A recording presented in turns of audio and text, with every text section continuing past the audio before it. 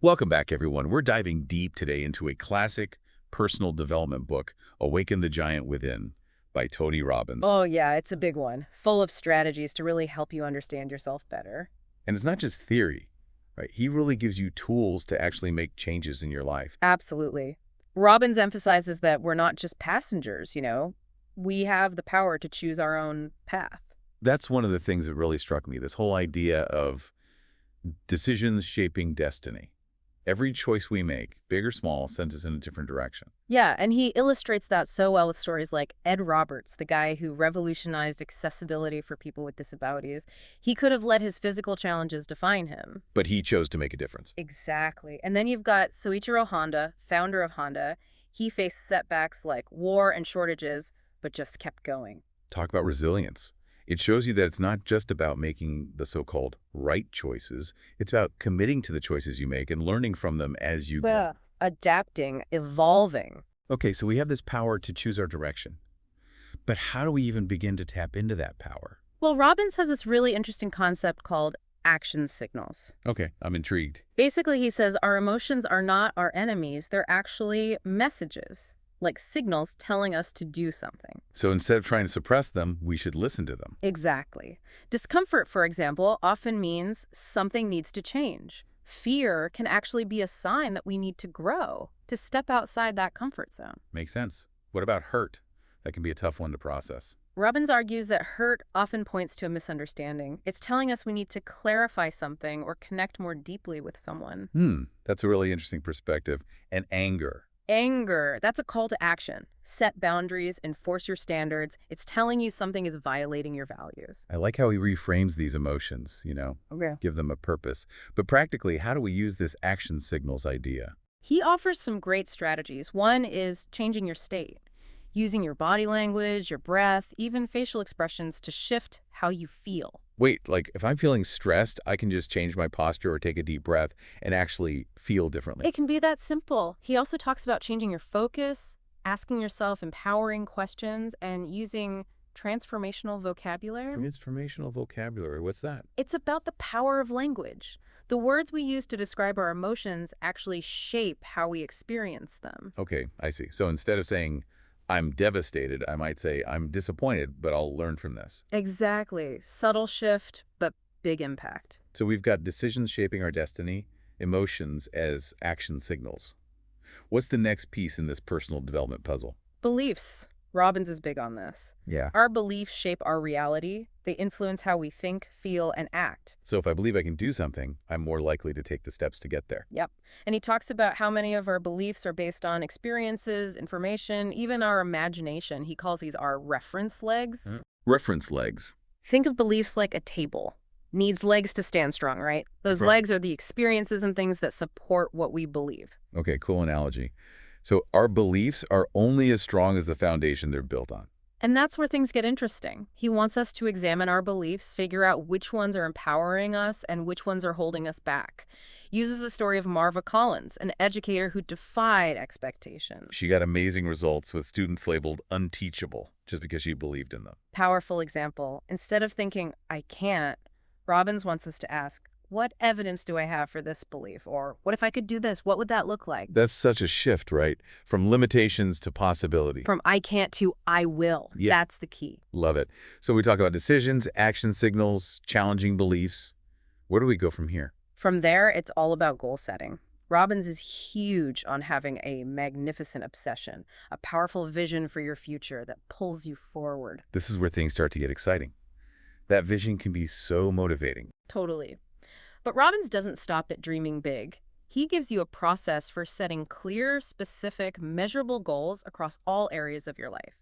Career, relationships, health, finances, the whole picture. So it's about having this holistic view of what you want your life to be like. Yes. And he stresses that these goals need to be inspiring, something that truly lights you up and makes you want to take action. Okay, so we've got these goals. We're feeling fired up. What next? Time for massive action. He's all about consistent, focused effort, not one giant leap, but small, consistent steps in the right direction. Building that momentum. Right. And Robbins introduces this idea of using leverage to make change easier, even enjoyable. Leverage, huh? What does that look like? Well, one way is linking pain to the things you want to avoid and pleasure to the things you want to do. Like if I want to quit smoking, I focus on how bad it is for me and how much better I'll feel without it. Exactly. Make those associations vivid and powerful in your mind. Remember the story about how he helped a friend overcome a chocolate addiction? Oh yeah, that was wild. He had him eat chocolate until it was so unpleasant his friend totally lost the craving. Uh-huh. I can just imagine. Not sure I could handle that, but I get the point. It's about finding those leverage points, right? And he gives you a whole bunch of techniques, including a really interesting one called neuro-associative conditioning, or NAC. NAC, what's that all about? NAC is like a step-by-step process for changing those pesky negative patterns, the behaviors and emotions that keep tripping you up. Oh, got it. You pinpoint the pattern, then find leverage points to break it, then create a new empowering pattern and condition it until it's automatic. So it's like rewiring your brain to respond differently. You got it. Creating new pathways that support the behaviors you want. This all comes back to the idea that we're not stuck, right? We have the power to change. That's the core message. We have more control than we realize. He even talks about how even the metaphors we use can shape our experience. Well, yeah, big time. He says we often use metaphors to understand our lives, and they can either empower or limit us depending on what they evoke. I'm not sure I follow. Can you give an example? Sure. If someone says, I feel like I'm drowning in debt, that brings up feelings of helplessness. But if they say, I'm navigating through choppy financial waters, but I know I'll reach calmer seas, that feels more hopeful, right? Ah, I see. It's like choosing more empowering imagery. Exactly. Play around with different metaphors, see how they change things. This is all really insightful. And we're just getting started. He also explores mastering your time, designing your ideal life, even finding your purpose. So much packed into one book. It really is more than just reading. It's about putting these principles into practice. And that's what I love about Robbins. He gives you specific actions to take, questions to ask yourself, to actually make changes. He even has a whole chapter on the power of questions, right? Yep. He says the questions we ask ourselves determine where we focus and ultimately our results. Instead of, why am I so unlucky, it's, what can I do to improve this? So instead of why am I struggling financially, it's what are my strengths and how can I leverage them to create abundance? You got it. Shifting from problems to possibilities. Powerful stuff. Okay, I'm ready to dive deeper. Where do we go from here? Let's talk values. Robbins says our values drive our actions, and living in alignment with them is crucial for true fulfillment. It's not just about external success then. It's about living a life that feels meaningful. Exactly. He has this process for figuring out your core values, the things that really matter to you. Then you use them as a guide for your decisions and actions. Makes sense. And he makes that distinction between moving toward values Right. and moving away from values, right? Moving toward values are what you want to experience, like love or freedom. Moving away from are things you want to avoid, like pain or rejection. And we should focus more on what we're moving toward. Yep. Focusing on what you want to create is much more powerful. So how do we actually do that in our daily lives? He suggests making a values hierarchy, ranking your top values in order of importance. Then make choices that align with those values. Seems pretty straightforward. It is, but it gets deeper. Robbins talks about rules we have associated with our values. Rules. What are those? They're the unconscious beliefs about what has to happen for us to feel like our values are being met. Okay, give me an example. Say someone's top value is love, right? Their rule for love might be, if someone truly loves me, they'll always be there no matter what. Ah, I see. So if that person is let down, they might feel unloved because their rule wasn't met. Exactly. That's why he encourages us to look at our rules, make sure they're empowering us, not setting us up for disappointment. This is like getting a behind-the-scenes look at our own minds. Totally. And that understanding can be so freeing. Once you're aware of your values and rules, you can make choices that truly align with what matters. Okay, so we've got values, rules, and this idea of aligning our actions with them. What's next on our journey with Robbins? He moves into the realm of identity.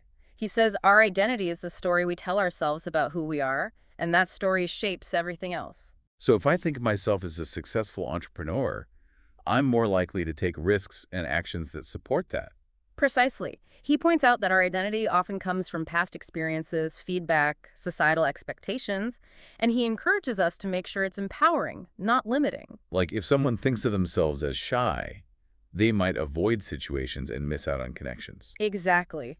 He suggests we can choose to identify with qualities and roles that empower us, even if they haven't been fully expressed in our past. It's like consciously choosing the story we want to tell about ourselves. And then taking action that aligns with that news story. So I could want to be a confident public speaker, start thinking of myself as a confident communicator, and then do things that support that. Right. Closing that gap between who you are and who you want to be. Action is key. Always. Push yourself, experiment, take those small steps that lead to big results. It reminds me of the whole hero concept Robbins talks about. We all have that potential, right? He says we can be heroes in our own lives and in the lives of others, and true fulfillment comes from contributing to something bigger than ourselves. I love that. It's about using our unique talents to make a positive impact. And he gives so many examples of people doing just that, from everyday heroes in their communities to those who make contributions on a global scale. It's pretty inspiring to think about the ripple effect we can have. Absolutely. And then he talks about finding your life's purpose, that driving force that gives you direction. So many people struggle with that, feeling lost or unsure of their purpose. He says it's not some mystical revelation. It's more about paying attention to what lights you up, what you're passionate about. What makes you feel alive? Exactly. And cultivate qualities like courage, compassion, determination, resilience. All those things we need to navigate the tough stuff. For sure. And he talks about mastering our time, too. Yeah, so many of us feel overwhelmed by all the demands on our time. Robbins says time is our most valuable resource, and managing it well is key to achieving goals and having a fulfilling life. He even says to treat our time like money, invest it wisely, don't waste it. Right. And he gives you strategies for prioritizing, eliminating distractions, creating systems. It's amazing how all these pieces fit together, Decisions, emotions, beliefs, goals, values, identity, purpose, time management. It's all connected. That's the brilliance of his approach. It's holistic. And this book isn't just a one-time read. You can revisit it again and again, get something new each time. It's a guidebook for life. Totally. And it empowers you to take control and create a future aligned with your values, your goals, your aspirations. It's about awakening that giant within. Exactly. We all have that potential, that inner strength to create an extraordinary life for ourselves and for the world around us. Well, I don't know about you, but I'm feeling pretty inspired after this discussion. Me too. So many practical tools and strategies to work with. Now, I'm curious to hear what final thought you've got for our listeners to ponder. Well, Robbins touches on this idea that we can actually influence our experience of time by shifting our mental focus. Oh yeah, that's a fascinating concept. Right. If we're stressed, we can maybe create more ease by being present rather than dwelling on the past or worrying about the future. Choosing to be here now. Exactly. Right. I think there's so much to explore with that idea. How can we use it to reduce stress, be more productive, live more fully? It's a reminder that we have more control over our experience of time than we realize. Definitely something to think about. Okay, I'm ready to keep exploring this idea of identity. You were saying Robbins has a process for shaping and evolving it, right? Yeah, it starts with becoming aware of the story you're already telling yourself about who you are. Like, what labels do you use to define yourself? What roles do you play in different areas of your life? So it's like taking stock of your self-perception. Exactly. And then you look at those labels and roles and ask, are these serving me? Are they empowering me, or are they holding me back? I can see how that could be really eye-opening. It is. Because then you can start to make changes. If someone realizes they've been identifying as a procrastinator, for example, they can consciously shift to thinking of themselves as an action taker or something like that. It's about rewriting that internal script. Exactly. But it's not just about thinking differently, is it? You have to actually start acting in alignment with that new identity. Right. Close that gap between who you are and who you want to be. And that's where action comes in. Robbins is all about taking massive action. Thinking and talking about it isn't enough. You have to actually do it. It all ties back to that, doesn't it? Absolutely. It's about pushing yourself, experimenting, taking those consistent steps that lead to big results. This whole approach is so empowering. It's like he's saying we have the power to write our own stories. He is. And he takes it even further by connecting personal transformation to something bigger than ourselves. Okay, now I'm really intrigued. How does he do that? He introduces this concept of the hero. Robbins suggests that we all have the potential to be heroes, both in our own lives and in the lives of others. He argues that true fulfillment comes not just from achieving our own goals, but from contributing to something beyond I ourselves. love that. Using our talents to make a positive impact. Exactly. And he gives all sorts of examples of people who have done that, from everyday heroes in their communities to those who've made contributions on a global scale. It's inspiring to think about. It really is. And then he talks about finding your life's purpose, that driving force that gives your life meaning and direction. So many people struggle with that. I know, they feel lost or unsure. But Robbins emphasizes that finding your purpose isn't about some big mystical revelation. It's often about paying attention to what lights you up, what you're passionate about, what you're naturally drawn to. Tuning into those things that make you feel alive. Yeah, and then cultivating qualities like courage, compassion, determination, resilience, all those things that help us navigate the inevitable challenges that come our way. It sounds like he's giving us a roadmap, not just a pep talk. He is, and part of that roadmap involves mastering our time, which is something so many of us struggle with. Oh, tell me about it. I feel like I'm constantly battling the clock. Well, Robbins argues that time is our most valuable resource, and learning to manage it effectively is key to achieving our goals and living a fulfilling life. I've heard him say we should treat our time like money. Mm. Invest it wisely, spend it carefully, don't waste it. Exactly. And he gives you specific strategies for doing that, like setting clear priorities, eliminating distractions, creating systems for managing your time. It's like all these different pieces we've been talking about, decisions, emotions, beliefs, goals, values, identity, purpose, time management, they all fit together, don't they? They do. It's a holistic approach, and that's what I love about Awaken the Giant Within. It's not just a book you read once and put on the shelf. You can come back to it again and again, and you'll get something new out of it each time. It's a guidebook for life. It really is. And it empowers you to take control and create a future that is aligned with your values, your goals, your deepest aspirations. Awaken the giant within, right? Precisely. Robbins reminds us that we all have that potential, that inner strength and wisdom that we can tap into to create an extraordinary life, both for ourselves and for the world around us. I don't know about you, but I'm feeling really inspired after exploring this book with you. Me too. It's amazing how many practical tools and strategies he offers for personal transformation. Okay, so what final thought do you have for our listeners? Robbins talks about how we can actually influence our experience of time by shifting our mental focus. Yeah, I remember that. It's a mind-blowing concept. Think about it. If we're stressed and overwhelmed, we can potentially create a sense of space and ease just by focusing on the present moment instead of dwelling on the past or worrying about the future. Choosing to be present. Exactly. I think there's so much potential for exploring this concept further.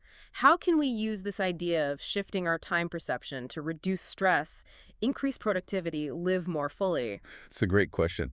It reminds us that we have more control over our experience of time than we often realize. It's definitely something worth pondering. It's really amazing how much we've unpacked from this book, Awaken the Giant Within. We've covered decisions, emotions, beliefs, goals, values, even identity and purpose. It's incredible, right? Yeah. And Robbins shows us how it all fits together. This isn't just a self-help book. It's a whole framework for personal development. As we wrap up, I'm curious, what stands out to you as the most powerful message of the book? For me, it's the emphasis on empowerment. Robbins constantly reminds us that we have way more control over our lives than we think. We can choose our thoughts, our beliefs, our actions, ultimately our destiny. It's easy to feel like a victim of circumstances, but he really pushes us to step up and take ownership. Exactly. And he doesn't just leave us hanging. He gives us so many practical tools to actually do that. From understanding our emotions to setting clear goals and taking action. It's like he's given us a blueprint for transformation. It really is like a key to unlocking our potential. And anyone can use that key. No matter where you are in life, no matter what you're facing, Robbins' teachings offer a way forward. It's pretty inspiring. It is. So as we bring this deep dive to a close, I want to circle back to something you mentioned earlier. Robbins talks about how we can actually shape our experience of time by shifting our mental focus. Oh, yeah, that's a big one. It's kind of mind-blowing when you think about it. If we're stressed, we can potentially create more ease simply by focusing on the present moment. Let go of dwelling on the past or worrying about the future. It's about choosing to be present, really being here now. Exactly. And I think that's something worth exploring further. How can we use this idea of shifting our time perception to reduce stress, increase our productivity, and live more fully? It's a question we can all ask ourselves. Absolutely. It's a great reminder that we have more power than we realize, even over something like time. Well, I think that's a perfect note to end on. It's been such a pleasure exploring Awaken the Giant Within with you. The pleasure was all mine. And to everyone listening, I hope this deep dive has inspired you to awaken your own giant within and create a life that is truly extraordinary.